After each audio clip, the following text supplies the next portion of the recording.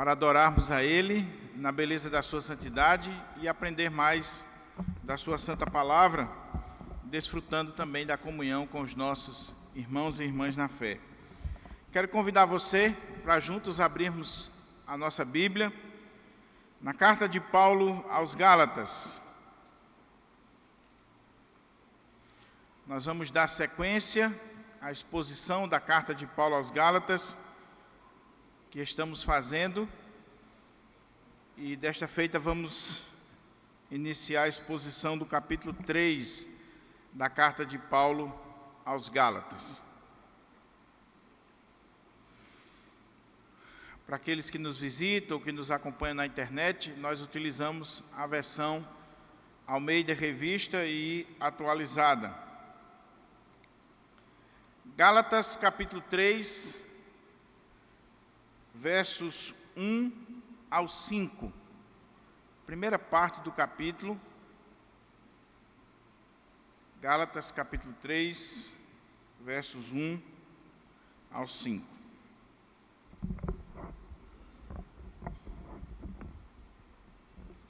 Diz assim a palavra do Senhor: Ó Gálatas insensatos, quem vos fascinou a vós outros, ante cujos olhos foi Jesus Cristo exposto como crucificado? Quero apenas saber isto de vós: recebestes o Espírito pelas obras da lei ou pela pregação da fé? Sois assim insensatos que, tendo começado no Espírito, estejais agora vos aperfeiçoando na carne? Terá sido em vão que tantas coisas sofrestes, se na verdade foram em vão. Aquele, pois, que vos concede o Espírito e que opera milagres entre vós, porventura o faz pelas obras da lei ou pela pregação da fé? Vamos ler esse texto mais uma vez? Eu vou ler um versículo e os irmãos lêem o verso seguinte, para que a gente possa ir internalizando esse texto no nosso coração. Ó Gálatas insensatos, quem vos fascinou a vós outros, ante cujos olhos foi Jesus Cristo exposto como crucificado?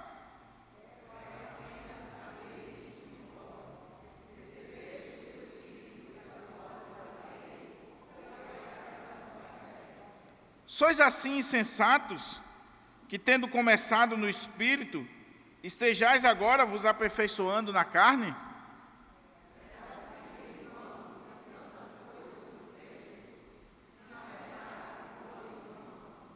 Aquele, pois, que vos concede o Espírito e que opera milagres entre vós, porventura o faz pelas obras da lei ou pela pregação da fé? Vamos orar ao nosso Deus e suplicar a Ele pela sua direção, iluminação, através do seu Santo Espírito, para falar aos nossos corações. Pai, estamos diante da Tua palavra inspirada pelo Teu Espírito Santo, palavra oportuna para a nossa vida, para a nossa caminhada cristã nos dias de hoje. E eu quero Te suplicar, meu Pai, pela direção, pela iluminação e o discernimento do Teu Espírito Santo para falar aos nossos corações.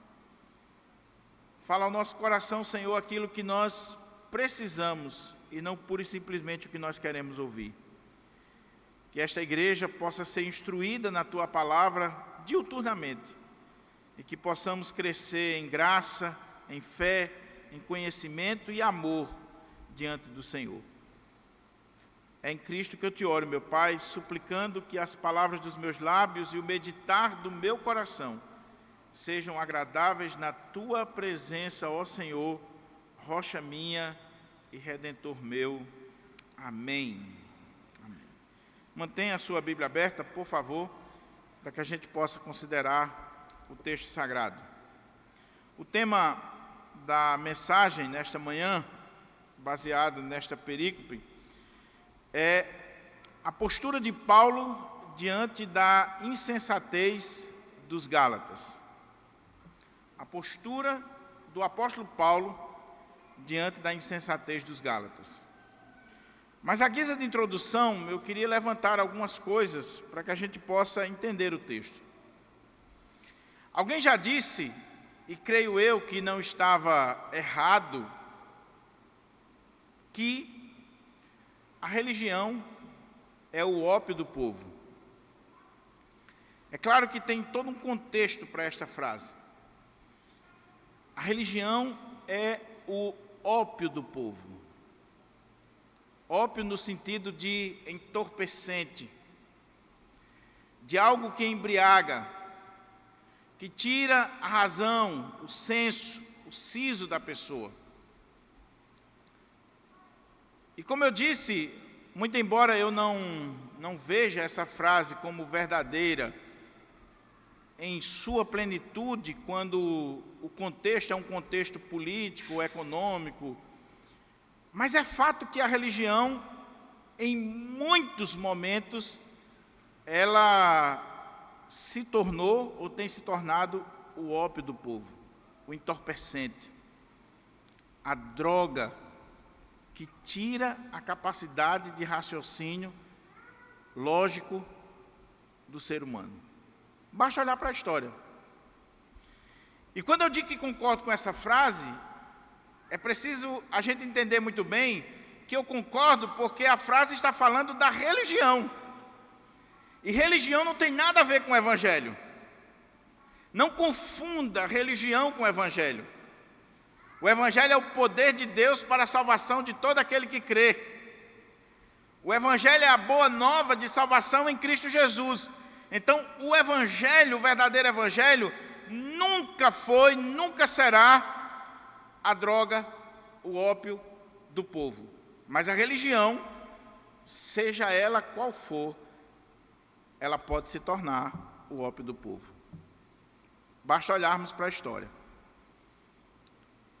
Alguns aqui vão lembrar, por exemplo, de um norte-americano, pastor, reverendo Jim Jones, que há décadas atrás era um fenômeno nos Estados Unidos, com milhares de seguidores, com um mega templo, influenciando pessoas, mas ao mesmo tempo com um histórico de vida e uma biografia nefasta, com crimes sexuais, com N coisas que não convém citar. E uma vez denunciado e perseguido pelas autoridades americanas, ele sai fugindo de estado a estado, depois vem para a América Latina, chegou a visitar o Brasil. E Jim Jones, quando viu que a coisa ia pegar para ele, como um líder religioso que era, como um grande orador que era, ele convenceu a mais de 1000 pessoas da sua comunidade tirarem a própria vida juntamente com ele, porque as autoridades americanas iam chegar ali para prendê-lo. Mas ele convence que a coisa ia piorar para aquelas pessoas, e elas tiram a própria vida. Mais de 1.200 pessoas. Só a religião pode fazer isso. Só a religião pode fazer com que você pegue um avião e jogue-se numa torre e morra. Só a religião. Só essa perspectiva do sagrado, de uma vida por vir, de uma realidade metafísica que faz com que alguém abra mão da própria vida, da própria existência, dos seus bens, para fazer coisas inimagináveis. Parece que elas estão enfeitiçadas, e na verdade estão. Pois bem, nós estamos estudando a carta aos Gálatas. A carta, acredito eu, depois da carta aos Romanos, como a carta mais importante na história da igreja, e isso é demonstrado pela sua influência na vida de Agostinho, de Lutero, de Calvino, de Jambânia, de tantos outros luminares da história da igreja, como John Wesley e tantos outros irmãos, mas principalmente na vida de Lutero. Ele dizia que a carta aos Gálatas era a sua Catarina, a sua esposa, que ele estava ligado a ela com laços de amor, com laços matrimoniais. Porque na carta aos Gálatas, Lutero via a doutrina da justificação pela fé sendo exposta. O verdadeiro evangelho. E você sabe do contexto, eu preciso trazer à memória para que a gente possa entender o que está sendo dito aqui. Lutero tinha plantado as igrejas na sua primeira viagem missionária na região da Galácia, e ali ele havia pregado o evangelho da graça, o evangelho verdadeiro, genuíno, de que nós somos salvos, perdoados, redimidos, unicamente pela fé em Cristo Jesus, independente das obras da lei. Porque a lei não salva, a lei simplesmente revela que somos pecadores e nos condena. Quem salva é Cristo, a obra de Cristo na cruz. E nós aceitamos isso pela fé, que é um dom de Deus, e aí nós somos justificados diante do Senhor. Paulo havia pregado esse evangelho da graça, esse evangelho da liberdade, o evangelho que nos tira das amarras da lei, da religião, do perfeccionismo humano. Só que Paulo plantava outras igrejas, viajava para outras regiões, e quando Paulo volta para a igreja mãe em Antioquia, chegando ali, Paulo fica sabendo que falsos mestres, falsos pregadores haviam adentrado aquelas comunidades da região da Galácia e ensinado um outro evangelho, que na verdade não era outro, era uma deturpação do verdadeiro evangelho. Na verdade aquilo não podia nem ser chamado de evangelho, tamanha a aberração que era. E o que eles ensinavam? Vocês são crentes em Jesus Cristo? Sim. Mas vocês já se circuncidaram? Vocês guardam a dieta religiosa dos judeus? Não comer carne de porco, não comer isso, isso e isso? Vocês guardam o sábado? Vocês guardam o sábado como instrumento de salvação? Vocês vivem os 613 mandamentos que os nossos pais, os rabinos, a lei nos ensina? Não. Não? Então vocês receberam um evangelho deturpado, até porque esse Paulo que pregou para vocês é um falso apóstolo, não caminhou com os apóstolos, não foi chamado por Jesus Cristo pessoalmente. Vocês precisam circuncidar-se, vocês precisam guardar a dieta religiosa, vocês precisam guardar o sábado, viver como judeu, senão vocês não serão salvos. Só Jesus Cristo não basta, tem que ser Jesus mais a lei. E aí Paulo escreve a carta aos Gálatas, porque ele não tinha condições de estar presente ali para combater esse falso ensino judaizante, esse câncer que estava corroendo as igrejas da Galácia, e ele escreve a carta aos Gálatas. Quando você lê a carta aos Gálatas, você vê que a carta aos Gálatas é a carta mais passional, apaixonada, emocionante do apóstolo Paulo. Paulo está com os nervos aqui à flor da pele. Paulo está irado. Quando a gente vai lendo a carta, a começar da abertura da carta, que não tem saudação, não tem voto, não tem ação de graça, Paulo já vai com os dois pés falando sobre os falsos mestres. Você vê que Paulo estava irado, e principalmente aqui no texto que nós lemos. Você vai lendo a carta aos Gálatas, e quando chega no capítulo 3, o apóstolo Paulo diz: ó Gálatas insensatos. Você já pensou? Eu não, que eu tenho assim um pouquinho de juízo. Mas você já pensou, o reverendo Romeu, polido como ele é, chegar aqui hoje de noite e dizer assim: ó igreja do Pirangi insensata, loucos. Já pensou? Paulo está dizendo: ó Gálatas insensatos. insensatos. E quando a gente vem lendo, o homem está bravo. O homem está, hoje o negócio pegou. Paulo escreve a carta para combater aqueles falsos mestres, o falso ensino que eles estavam transmitindo. Capítulo 1 e 2, Paulo faz uma defesa do seu apostolado e da sua mensagem, do verdadeiro evangelho. E a gente pode resumir o capítulo 1 e 2 como o apóstolo da liberdade. O tema da carta é liberdade, capítulo 5, verso 1. Mas quando a gente olha o capítulo 1 e 2, nós vemos o apóstolo da liberdade. Paulo está defendendo o seu ministério, o seu chamado, a sua pregação, a sua autoridade para falar aquelas igrejas. O apóstolo da liberdade. Capítulo 3 e 4, que nós vamos começar a considerar, nós vemos a doutrina da liberdade. É a parte doutrinária. Não que no capítulo 1 e no capítulo 2 não tenha doutrina. Mas agora Paulo vai expor a doutrina da justificação pela fé de forma muito clara, usando a experiência dos Gálatas, usando o exemplo de Abraão e usando a própria Escritura, o Antigo Testamento, para provar a doutrina da liberdade, a doutrina da justificação pela fé, a doutrina magna da reforma. Doutrina essa que levou Lutero a dizer que, dependendo da nossa visão em relação a ela, a igreja fica de pé ou cai. A doutrina da justificação.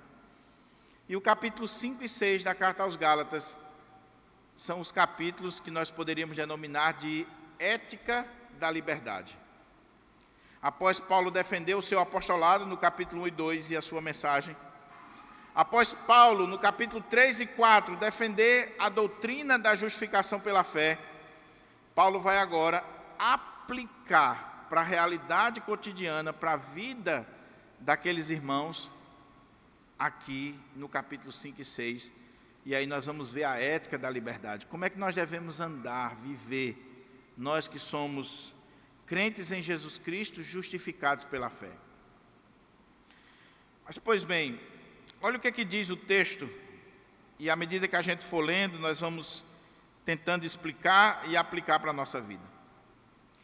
Paulo sai de uma argumentação pessoal, cujo foco era ele, era a sua mensagem. Então ele defendeu o seu ministério, defendeu a mensagem, ele está falando de si mesmo nos capítulos 1 e 2. Ele sai de um contexto onde a mira dele está focada nos falsos mestres.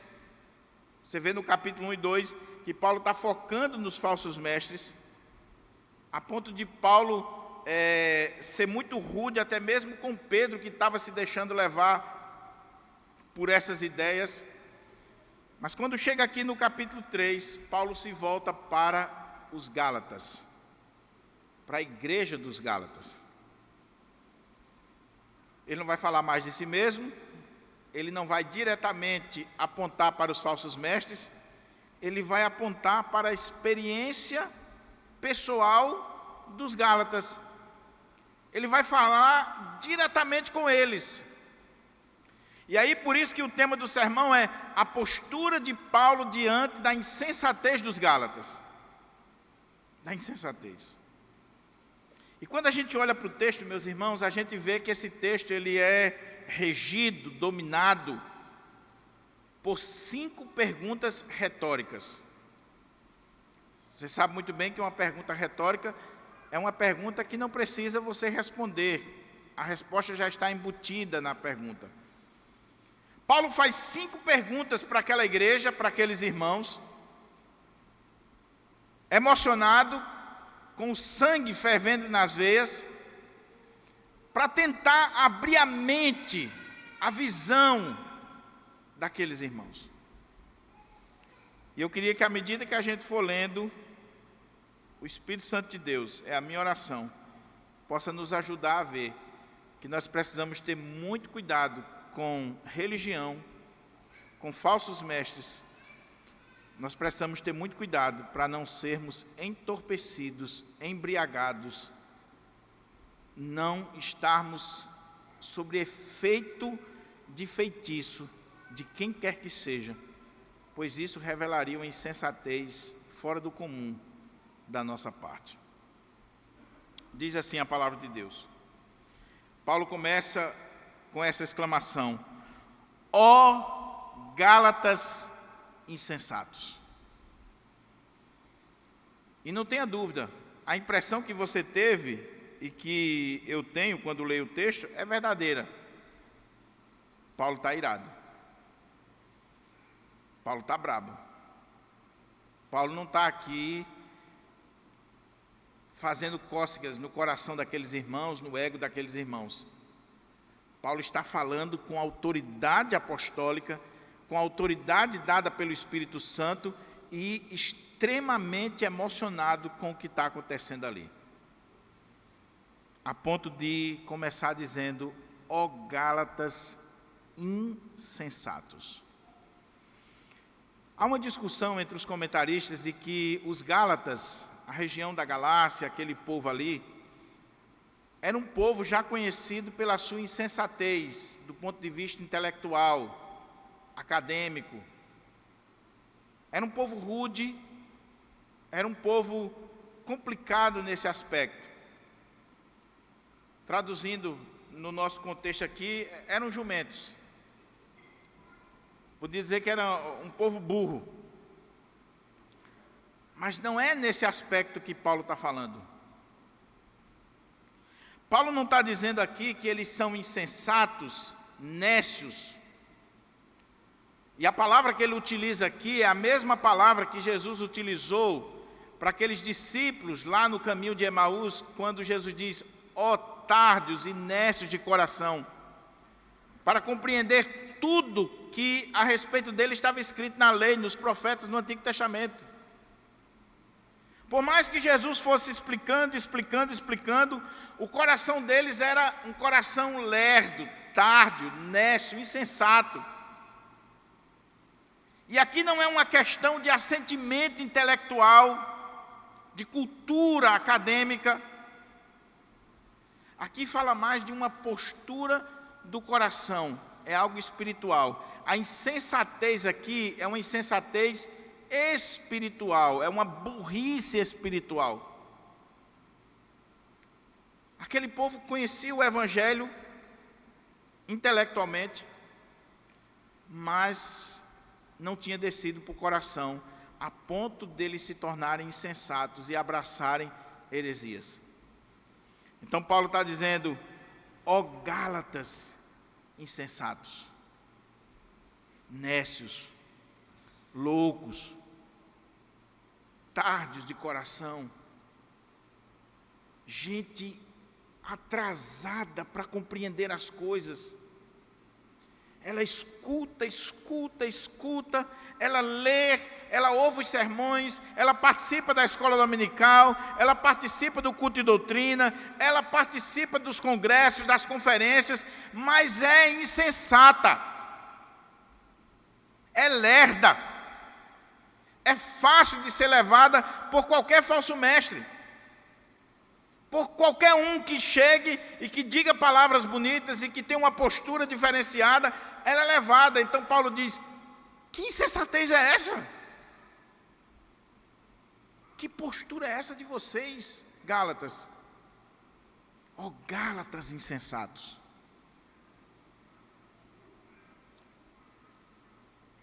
Irmãos, o pastor precisa ser amoroso, o pregador precisa ser amoroso, mas ser amoroso não significa deixar de ser verdadeiro.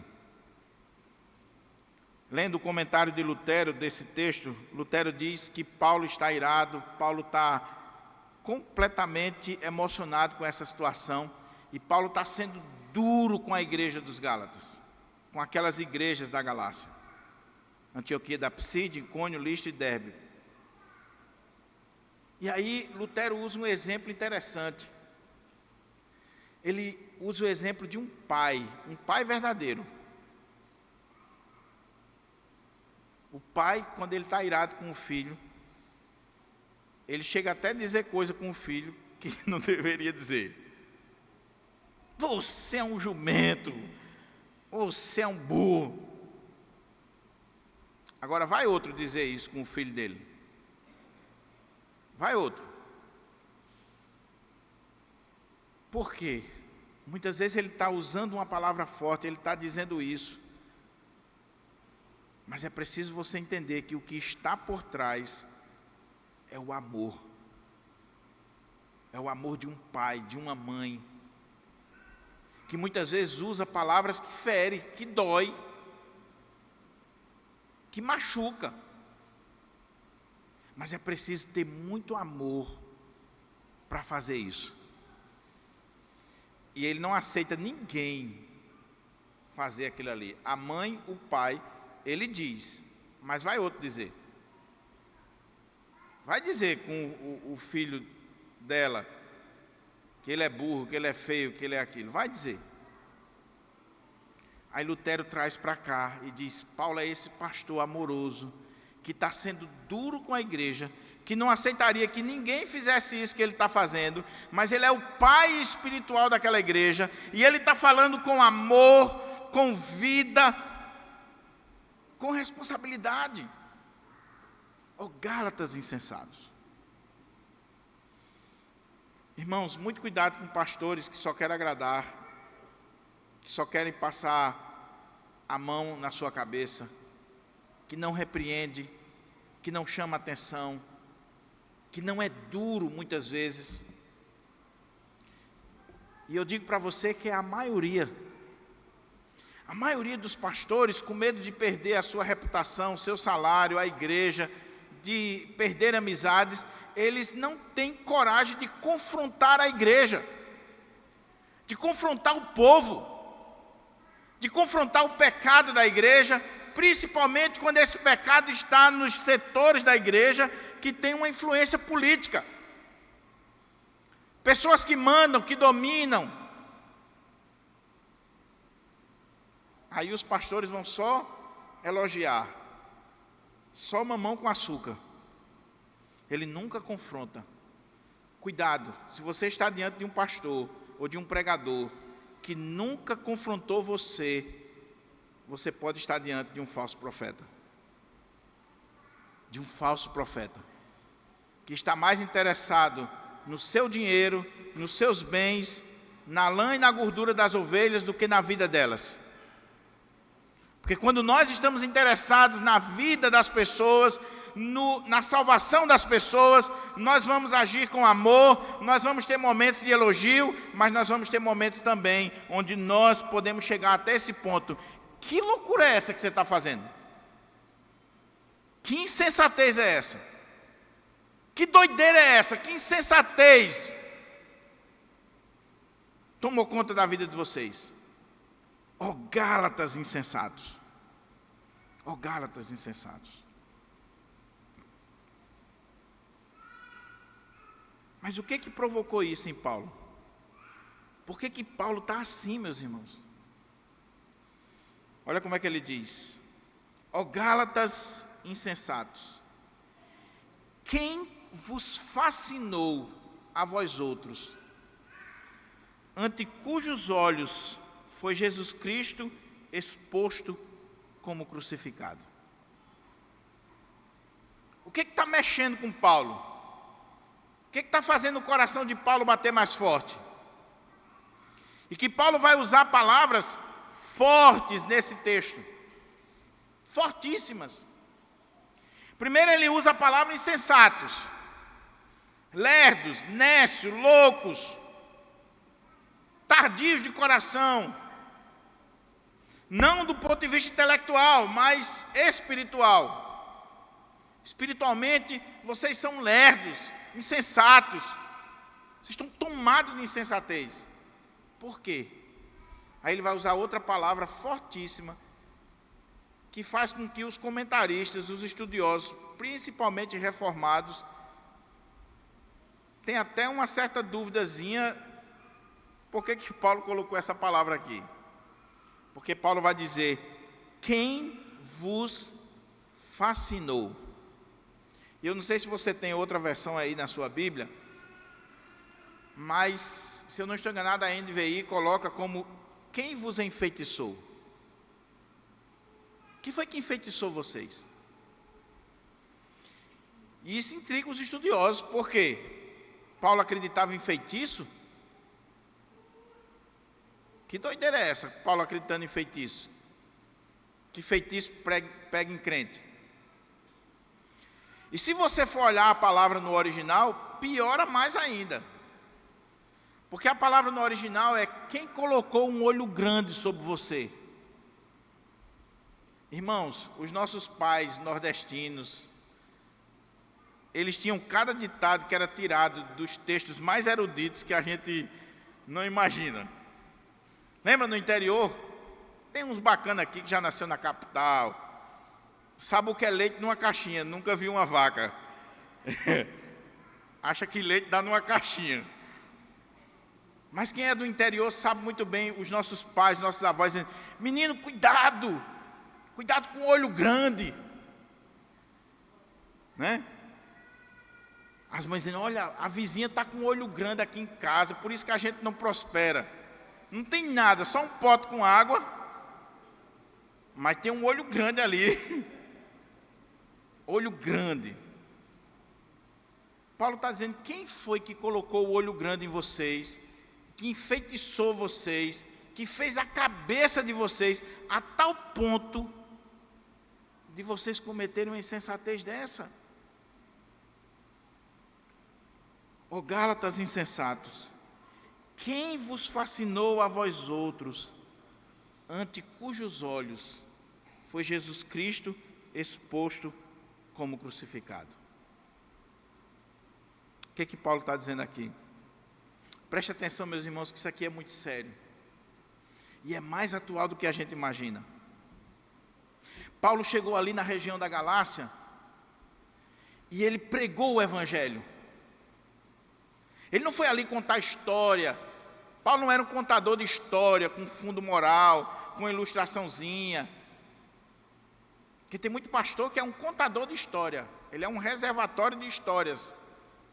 Mas histórias seculares com fundo moral não converte ninguém. Paulo não chegou ali para falar da vida dele, contar a história dele, que eu fui não sei para onde, Tem pastor que no púlpito ele narra a viagem que ele fez. Eu não vim para a igreja para ouvir sua viagem, miserável. Se você viajou, vá na bênção. Mas a gente vem para a igreja para ouvir a palavra de Deus. Paulo chegou ali e expôs o Evangelho. E olha o que diz o texto, irmãos, que é fascinante. Abrindo um parênteses aqui. Dr. Martin Lloyd Jones, ele diz que a palavra de Deus, as cartas, sobretudo as cartas de Paulo, elas estão em resumo. É uma sinopse. E o dever do pregador é expandir o que está aqui. É abrir o entendimento da igreja para que chegue à compreensão total. Pegar o resumo e trazer o que o apóstolo de fato queria dizer. Essa é a tarefa do pregador. Então o que Paulo está dizendo aqui? Paulo está dizendo, eu fui aí e eu preguei o verdadeiro evangelho. O que é o verdadeiro evangelho? Cristo crucificado. O Cristo que morreu na cruz para nos salvar. Isso é o verdadeiro evangelho. O que passa disso, meus irmãos, é de procedência maligna. A tarefa da igreja é pregar Cristo, Cristo e Cristo. Citando ainda o Dr. Martin Lloyd Jones, quem assistiu o documentário viu. Dr. Martin Lloyd Jones um dia foi pregar numa igreja, estava iniciando o ministério, e quando ele terminou a pregação, o pastor local falou com ele. Ele perguntou, e aí, o que você achou da pregação? O pastor disse, maravilhosa, belíssima. Do ponto de vista homilético, do ponto de vista da exegese, tudo ok. Mas faltou uma coisa na sua pregação. O quê? Cristo. Ele ficou tão impactado com aquilo que ele voltou para casa, foi numa loja, comprou 2 livros sobre a obra de Cristo, a expiação de Cristo, trancou-se no quarto, não tomou café, não almoçou, não jantou. A mulher dele já estava preocupada para ver se chamava os médicos. E quando ele saiu dali, a pregação dele nunca mais foi a mesma. Inclusive, uma das pregações principais dele é um dos livros do mês ali, Jesus Cristo e este crucificado, onde ele expõe 1 Coríntios 2:2, porque decidi nada saber entre vós, senão Jesus Cristo e este crucificado. E este foi o tema de toda a vida, de todo o ministério de Martyn Lloyd-Jones, e é este versículo que está na lápide dele. Cristo crucificado.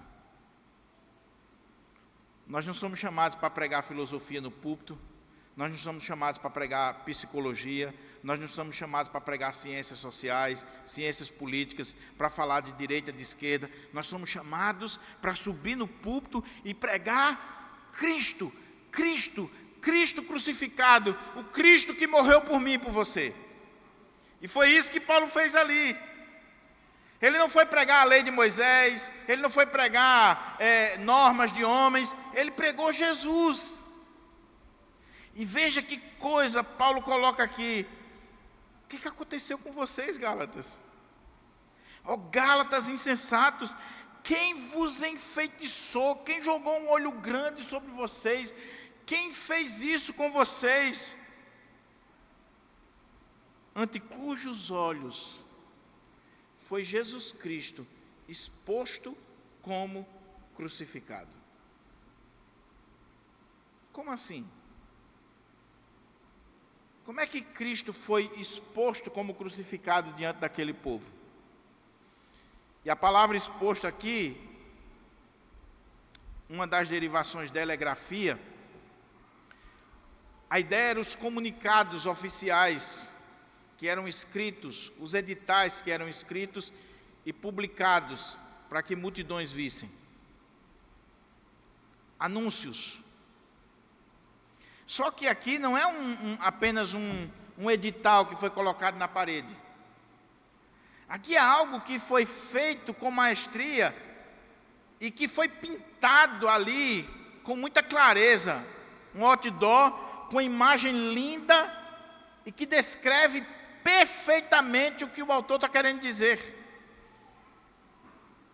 O que Paulo está dizendo aqui é que ele pregou o Evangelho aos Gálatas de tal maneira, com tal profundidade, com tal capacidade de comunicação, que era como se eles estivessem vendo Cristo sendo crucificado, literalmente, na frente deles.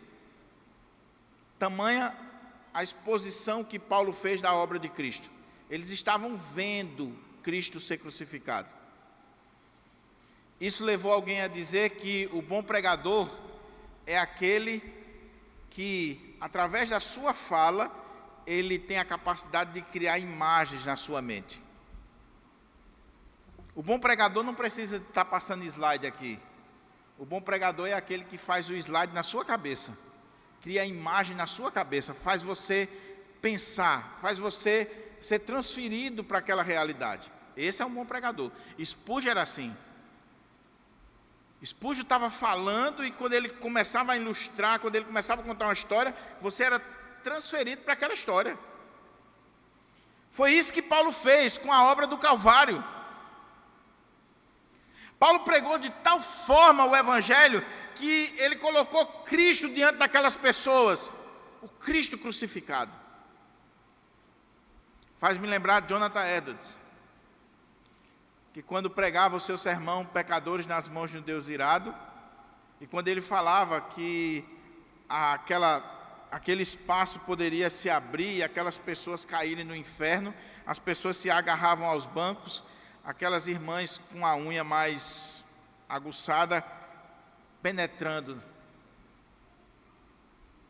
Tamanha a capacidade de comunicação daquele homem. Paulo diz: ó Gálatas insensatos, quem foi que enfeitiçou vocês, ante cujos olhos eu expus Jesus Cristo para vocês, de tal forma que vocês contemplaram o Calvário, o sacrifício de Cristo, a obra de Cristo, a expiação de Cristo por nós.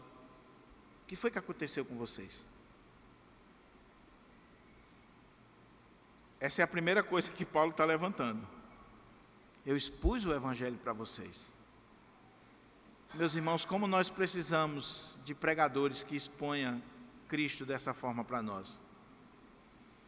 Que você possa sair da igreja não encantado com o pregador, mas maravilhado com Cristo, o autor e consumador da nossa fé. Conta-se que 2 pregadores foram ouvir, bons pregadores em Londres, e eles se dividiram, um foi para uma igreja, outro foi para outra. Depois se encontraram para tomar um chazinho. E disse, e aí, como é que foi o culto? Disse, rapaz, que culto maravilhoso. O reverendo fulano de tal, ele é um erudito. Ele é uma biblioteca ambulante. O sermão dele é um negócio assim espetacular. O português e tal, e começou a elogiar o pregador. Ele saiu encantado com o pregador. Aí o outro disse, rapaz, pois na igreja que eu fui não foi bem assim não. O pastor lá não é essas coisas todas. Mas ele falou de Cristo de uma forma tal que eu estou aqui encantado com Jesus Cristo. Queira Deus que seja de manhã ou de noite, vocês saiam por essas portas, não encantados comigo ou com Romeu, se bem que eu sou mais bonito do que Romeu, mas que vocês saiam daqui encantados com Jesus Cristo. Que o motivo que traz vocês aqui é Cristo, a obra de Cristo. É porque nós estamos transmitindo a vocês o que essa cruz está aqui para representar. Cristo, a obra de Jesus Cristo. Não a nossa obra, não a nossa vida, nada disso. Nós somos tão carentes de Cristo como você. Nós somos tão pecadores como você. Agora, o que Paulo está dizendo é, eu estou boca aberta com vocês porque eu expus Cristo, eu fiz o dever de casa, eu preguei Cristo crucificado para vocês, eu coloquei Cristo diante dos olhos de vocês, e vocês estão abandonando Cristo. Que insensatez é essa? Eu preguei Cristo para vocês, só Jesus para vocês e nada mais. E chega falsos profetas, falsos mestres, colocam outras coisas e vocês estão indo atrás deles. Aí ele vai dizer, eu quero apenas saber isso de vós. Recebestes o Espírito pelas obras da lei ou pela pregação da fé? Aqui tem uma polêmica grande, deixa para quarta-feira, você discute lá no culto de doutrina. Porque comentarista, ele só quer uma folha em branco para levantar problema e vender livro. Paulo está dizendo assim, quero apenas saber isto de vós. Recebestes o Espírito pelas obras da lei ou pela pregação da fé? E o que seria esse recebimento do Espírito? Alguns vão dizer que ele está falando aqui do batismo com o Espírito Santo pós-conversão. O enchimento do Espírito, o derramamento do Espírito. Paulo pregou ali, aqueles irmãos se converteram, a vida deles foram transformadas, houve um derramar do Espírito Santo naquele lugar, dons, maravilhas. Eles receberam o Espírito Santo, assim como o pessoal lá em Atos. E Paulo está dizendo, vocês receberam esse Espírito, o Espírito caiu sobre vocês, foi por causa das obras da lei? Foi porque eu cheguei aí e preguei Moisés, preguei a lei, ou foi a pregação da fé, do Evangelho, porque eu preguei Jesus Cristo? A outra possibilidade é que ele está falando aqui do Espírito, esse recebimento do Espírito no ato da regeneração. Há uma linha teológica que diz que o batismo com o Espírito, ele confunde-se com a regeneração. E provavelmente é isso que Paulo está dizendo aqui. O que ele está dizendo é, eu preguei para vocês, e veja que coisa maravilhosa, irmãos. Paulo foi ali na Galácia e pregou o Evangelho. Pregou Cristo crucificado. Pregou de tal forma que é como se eles estivessem vendo. Cristo estava sendo exposto diante dos olhos deles. Cristo. Mas, por mais que o pastor, que o pregador seja eloquente na pregação, tenha o dom da oratória, da retórica, domine o conhecimento, crie imagens, se o Espírito Santo não agir, meu irmão, é uma lata vazia fazendo zoada. Ele vai se espremer, ele vai pular, ele vai gritar, ele vai fazer o que ele quiser, não converte-se ninguém. Porque quem faz a obra no coração do homem é o Espírito Santo de Deus, é o Espírito quem convence do juízo. E aí, meus irmãos, Paulo está dizendo, quando eu preguei para vocês, vocês receberam o Espírito. Por quê? Ninguém pode ser crente se não for pelo Espírito Santo. Todo crente tem o Espírito Santo. Todo crente só é crente porque o Espírito Santo veio sobre ele e o convenceu do juízo divino. O convenceu da justiça, da verdade. O Espírito Santo agiu na sua vida. O Espírito Santo fez uma obra na sua vida. E aí o que Paulo está dizendo é, Igreja da Galácia, quando vocês receberam o Espírito Santo, que transformou a vida de vocês, que converteu vocês, que abriu os olhos de vocês, foi por obras da lei?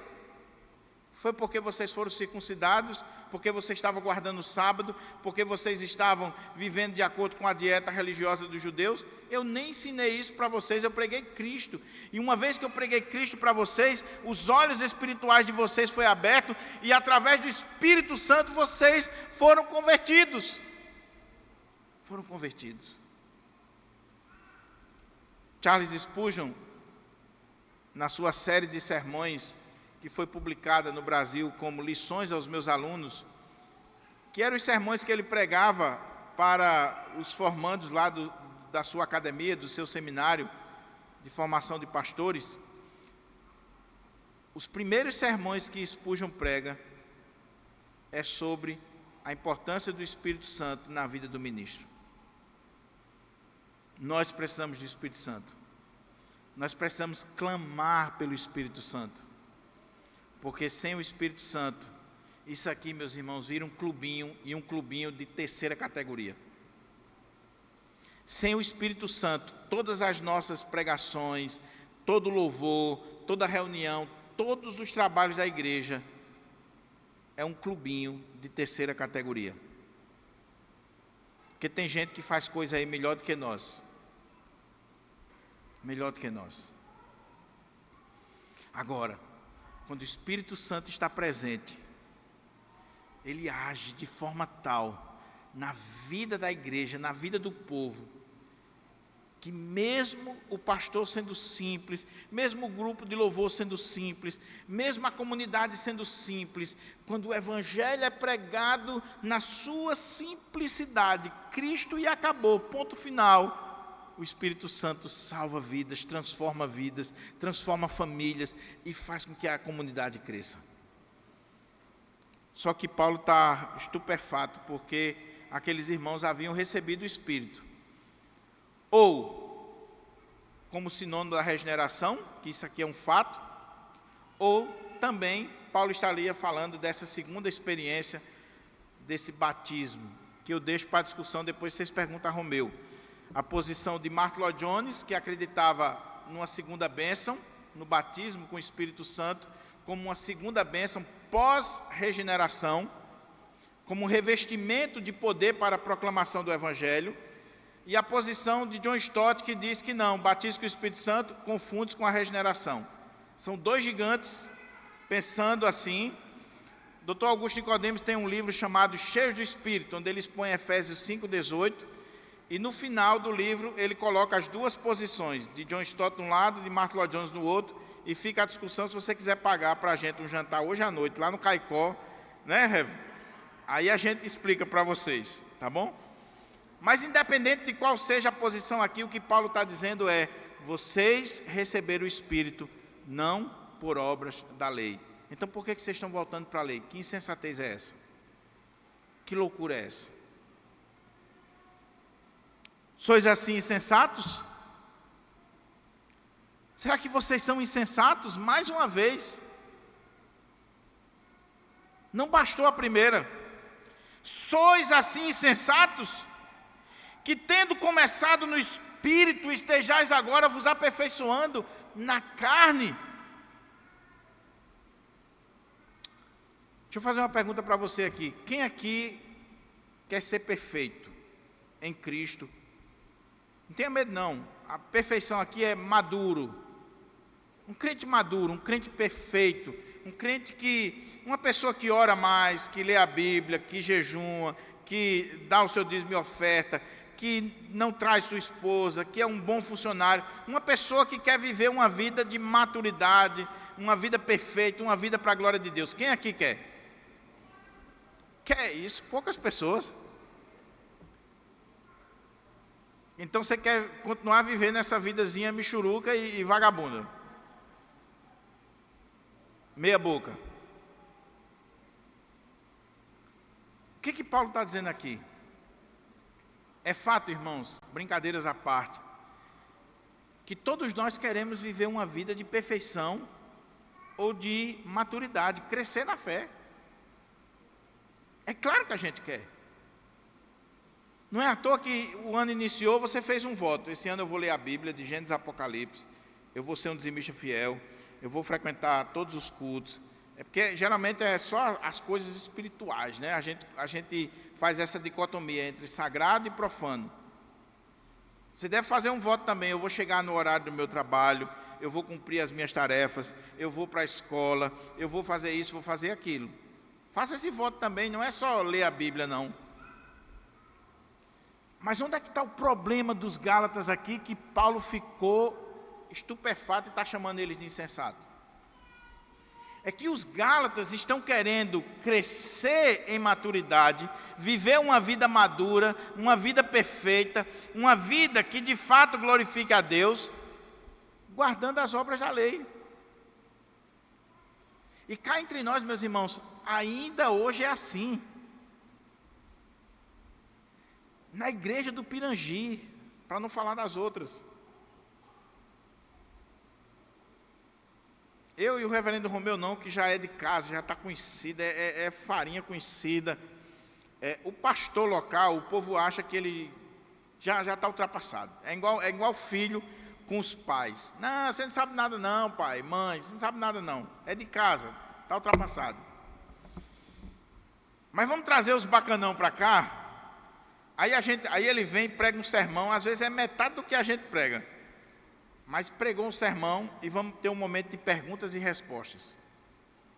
Eu duvido que em 5 minutos as perguntas não girem em torno do que pode e do que não pode. Irmãos, é incrível. Olha na internet aí as entrevistas do reverendo Augusto, de Hernandes, dos pregadores famosos aí. Um momento de pergunta e resposta. Eu não aguento mais ouvir. Se você mandar para mim um vídeo, momento de pergunta com o reverendo fulano de tal, eu não vou nem ver, porque eu já sei. É pecado beber? É pecado ir à festa? É pecado usar isso? É pecado não sei o quê? É só lei, mandamentos. Por quê? Porque a pessoa quer se aperfeiçoar nas obras da lei, na carne. E Paulo está dizendo, que doideira é essa? Que insensatez é essa? Eu preguei o Evangelho da liberdade para vocês, eu preguei Cristo para vocês, vocês receberam o Espírito Santo, vocês são uma nova criatura, vocês nasceram de novo, e agora vocês estão querendo viver uma vida de santidade pelas obras da lei? Justificar-se diante de Deus pelas obras da lei? O que pode, o que não pode, o que deve, o que não deve?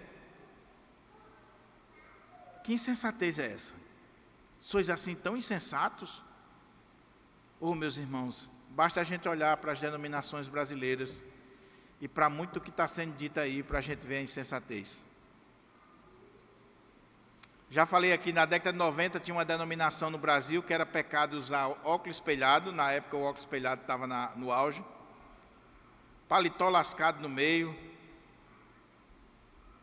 Que insensatez! Que insensatez. Paulo está dizendo, vocês estão querendo se aperfeiçoar na carne e não no espírito? Você não vai conseguir, meu irmão. Ele está falando do legalismo versus a ação do espírito. E é triste quando a gente vê isso ainda hoje nos nossos redutos. Olha, pastor, estou buscando ser alguém espiritual. Eu não uso qualquer tipo de roupa. Tem um tamanho que o Espírito Santo revelou, o anjo revelou. O pior é quando diz que foi no inferno e viu lá. Eu estou lendo a Bíblia e orando 3 horas por dia. Eu estou fazendo isso, fazendo aquilo. É um ar de santidade. E eu lhe dou um conselho, saia de perto. Saia de perto, porque está camuflando coisas horríveis.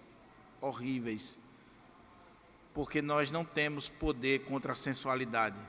Só o Espírito Santo tem.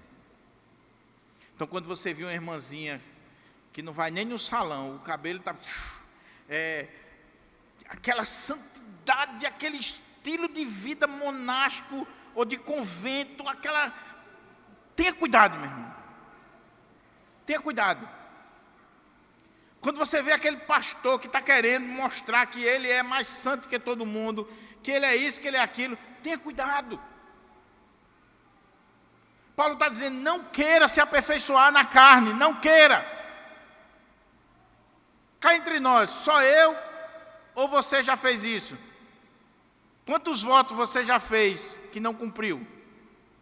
Vou ler 10 capítulos da Bíblia. Primeiro dia, benção. Segundo dia, benção. Uma semana depois, já não pegou mais. Vou jejuar 5 vezes por semana.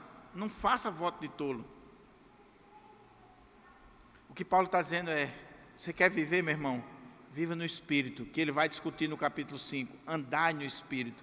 O que é andar no Espírito? É andar na dimensão, na direção, na atuação do Espírito Santo de Deus, que vai mostrar para nós que nós não somos perfeitos nessa dimensão, mas o Espírito Santo vai nos transformando a cada dia para a sua glória. Você não é melhor ou pior de fulano de tal porque leu a Bíblia 200 vezes. O importante é que você lê a Bíblia. Que o Espírito Santo esteja a cada dia fazendo você se apaixonar por a Bíblia. Não é cumprir uma regrinha, um ritual. Não. Viva no Espírito. Que o Espírito vá direcionando a sua vida através da palavra, da oração, dos cultos. Vá transformando você. Não crie regras para você. Não aceite regras de homens. Não aceite mandamentos de homens. Porque você vai cair numa religiosidade fajuta. Mentirosa. Hipócrita. Estabelece leis, regras. E não consegue cumprir. E quando não consegue cumprir, vai viver de forma hipócrita, porque vai ter que dizer para as pessoas que está fazendo o que não está conseguindo fazer. Paulo está dizendo, igreja da Galácia, eu estou admirado com vocês. Vocês podiam estar vivendo no Espírito. Agora, deixa eu fazer uma observação aqui, meus irmãos, antes de concluir. Viver no Espírito não significa dizer que você vai viver de qualquer maneira, não. Ah, pastor, então quer dizer que eu não posso ter cuidado com a roupa, que eu não posso ter cuidado com o que eu assisto, com onde eu vou. Vai ver o capítulo 5 do que Paulo vai dizer? O que eu estou dizendo é que não queira criar regras humanas, leis humanas, mandamentos de homem. Ah, pastor, olha, pastor, você ouviu a irmã fulana, como é que ela está andando? Primeiro, meu irmão, quem tem que cuidar da roupa da sua mulher é você. Se você não tem moral para a sua mulher, não venha pedir para eu e Romeu olhar, não. A roupa das suas filhas, da sua mulher, quem tem que cuidar é você. Eu não estou nem aí se ela está com uma saia grande, pequena. Problema dela, meu irmão. Problema dela. Agora, quando Paulo está fazendo essa comparação aqui entre andar na carne e andar no Espírito, Paulo não está dizendo assim que liberou geral. Paulo está dizendo que quem tem o Espírito de Deus, ele vai viver uma vida de santidade, buscar a perfeição, viver para a glória de Deus, mas ele não precisa estar seguindo regras de homens, regrinhas, mandamentos de homens. Ele sabe. Se você tem o Espírito de Deus, minha irmã, e se você está andando no Espírito, antes de vir para o culto, quando você se olha no espelho, você sabe muito bem se aquela roupa está adequada ou não. Você sabe. Se você tem o Espírito de Deus, você vai tomar determinadas atitudes no seu dia a dia, diferente. Não precisa o pastor estar vigiando você, o conselho. Nós temos que acabar com isso, irmão. Nós não somos delegados da vida de ninguém. De ninguém. Viva no Espírito, viva na revelação de Deus. Não queira se aperfeiçoar com obras da carne, com leis, com mandamentos. No dia que a sua igreja começar a criar muita regra para você, desconfie. Desconfie, meu irmão. Porque o Evangelho liberta, não escraviza. Alguém já disse que Deus nos fez pássaro com asas para voar. E a religião fez as gaiolas. E aí o pássaro está lá dentro da gaiola sem poder voar. Isso é a religião. Ontem eu estava reunido com os jovens aqui da igreja, eu estava pregando Eclesiastes para ele. Alegra-te, jovem, regozija-te, recreia o teu coração. Agora saiba que Deus vai pedir conta. Mas você olha para os jovens das igrejas, são oprimidos, sem alegria, sem felicidade. Até porque alguns ficam com um olho, aí é olho grande mesmo, um olho grande em cima dos jovens, investigando a vida dos jovens. Alegre, meu irmão, seja feliz, viva a sua vida. Cuidado com regras, com mandamentos de homens. Se o pastor criar uma regra para você, pergunta para ele se está na Bíblia. Se não está na Bíblia, diz: pastor, vai botar moral na tua família, na minha não. Eu sigo a palavra de Deus. Caminhando para a conclusão. Terá sido em vão que tantas coisas sofrestes? Se na verdade foram em vão. O que está por trás aqui? Quando aquele povo aceitou o Evangelho, aquela região ali é uma região mística, esotérica. Havia muita influência de religiões esotéricas, de filosofia grega, o próprio judaísmo. E aí Paulo, quando pregou o Evangelho, que aquele povo se converteu, meus irmãos, aquele povo sofreu. Foi perseguido, foi caluniado. Aí Paulo disse: vocês sofreram tantas coisas. Será em vão que vocês passaram? O que vocês sofreram? Se de fato foram em vão. A gente precisa ter muito cuidado. Porque nós abraçamos o Evangelho, pagamos um preço por causa do Evangelho, e muitas vezes por causa de um falso mestre, de um falso ensino, de uma heresia, nós jogamos no ralo tudo aquilo que a gente passou. Aquele, pois, que vos concede o Espírito, e que opera milagres entre vós, porventura o faz pelas obras da lei, ou pela pregação da fé? Você está vendo aqui um acrescento no que Paulo está falando? O Espírito Santo veio na vida daquele povo, senão eles não eram crentes. Paulo pregou o Evangelho e o Espírito Santo convenceu da verdade, da justiça e do juízo. Eles se converteram, foram crentes, sofreram por isso, pagaram um preço tremendo por essa obra. Mas não só isso. Paulo está dizendo que o Espírito Santo estava fazendo milagres entre eles. O Espírito Santo estava agindo de forma sobrenatural naquelas comunidades. Oh, irmãos, como eu anseio por isso em nossa igreja. Que nós não sejamos apenas uma reunião social, mas uma reunião banhada da ação e do poder do Espírito Santo. Crente não pode ter medo do Espírito Santo. Crente não pode achar que o Espírito Santo é coisa de pentecostal. O Espírito Santo é coisa de crente, de servo de Deus. Quando o Espírito Santo toma conta do ambiente, meu irmão, é diferente. É diferente. Nós precisamos desse batismo, desse revestimento, dessa ação do Espírito Santo na nossa vida. Irmãos, veja como nós somos hipócritas. Se chegar um irmão aqui da nossa igreja presbiteriana do Pirangi, um diácono, um presbítero, embriagado hoje de noite aqui no culto, o que vai acontecer? Você vai escandalizar, não vai? Alguns eu sei até o que vão fazer. Vão chamar eu ou o Romeu aqui e vão dizer: vocês não vão tomar a providência não? Vocês não vão levar esse irmão para o conselho não, para ele ser disciplinado? Agora, todo domingo, todo culto, muita gente chega aqui sem estar cheio do Espírito Santo e a gente não tem a mesma postura. E Paulo disse assim: não vos embriagueis com vinho, é a primeira parte, mas enchei-vos do Espírito. Se você se embriaga com vinho, você está pecando.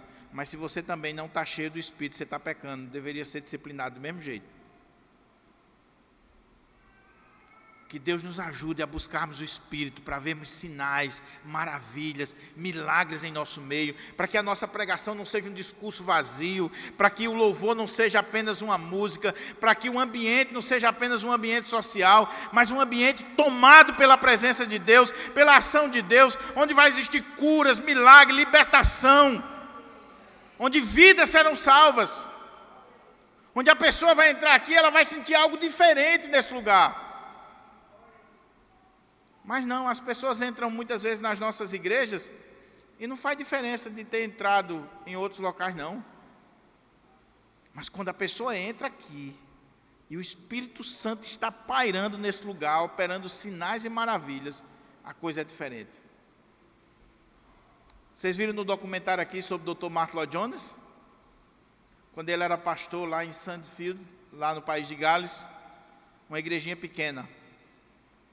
A feiticeira da cidade, a maior feiticeira da cidade, a macumbeira, ia passando em frente à igreja e resolveu entrar. E quando ela entrou, ouviu a mensagem do Evangelho, o Espírito Santo fez a obra na vida dela e ela se converteu. E depois ela falou para o pastor Lloyd-Jones. Ela foi conversar com ele e disse: quando eu entrei nesse lugar, eu senti uma presença maior do que eu sinto lá no terreiro. Foi como que ondas elétricas viessem sobre mim.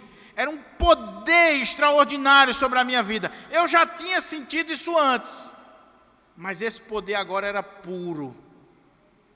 Era puro.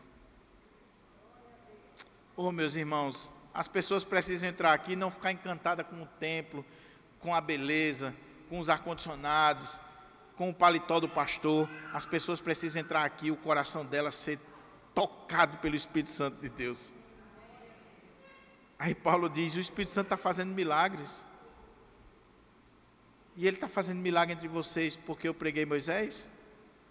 Porque eu preguei os 10 mandamentos? Porque eu criei uma série de regrinhas? Porque eu determinei horários? Não. Ele está fazendo isso pela pregação da fé, do Evangelho. Eu concluo essa mensagem, meus irmãos, com algumas aplicações, só trazendo a memória que já foi feita ao longo do sermão. Primeira coisa que eu aprendo aqui: o desafio de ser um pastor de verdade. Como nós precisamos, irmãos. Irmãos, ore pelos pastores. Ore por mim, ore por Romeu. Não existe lugar mais perigoso, tentador para o pastor do que esse aqui. Esse aqui. Você não tem noção do que passa no coração de um homem quando ele sai dali para ficar num lugar mais alto, de destaque. Então ore para o seu pastor, para que ele seja um homem cheio do Espírito, da palavra, para que ele seja um homem que ame a igreja, que ama as ovelhas, a ponto de muitas vezes se indispor, repreender,